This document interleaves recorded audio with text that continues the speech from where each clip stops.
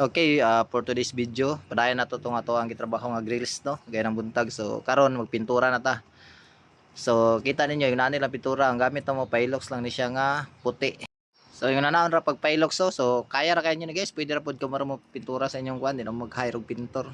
Kani siya guys, wala na ako nagimasilyahan, wala na ako nagigamitan og kanang pulit top kay kuan naman kanang grill sa muara man. So di na kailangan nga kanang kuan jud. Pwede na i-diretso na lang sa gamit ang Pilox puti. So yun ana ra.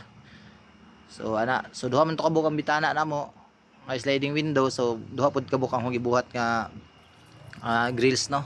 So karon taod na namo. Kay human naman uga naman siya. Dali ra man kay quick dry man ang kuan guys, ang Pilox. So ana taod na dayon. Simple kay pagtaod na kay nana na siya katong kuan. Pwede ra screw lansang inyong gamiton. Pero ako gamit kay wood screw. Pero ako na duwagan og lansang kay para lig-on gyud siya gid kayo. Kay duha man ang bangag sa ko ang gi-attach sa panggilid niya. So yun na ra guys, parating dali ara na. So sa estimated budget ani guys, gamay ra kayo, nara ni sa mga wala ra libo ning duha. Kung kamura ang mo trabaho. Kaya ang isa ka length sa kuan nara man sa 200 nya, patra may ka length sa mga 800 lang nya plus Pilox. So isa ka libo ra ning kuan, ganitanan ganing duha ka grills no nga bintana. So kana lang guys, kung makita niyo okay na kayo, safety na.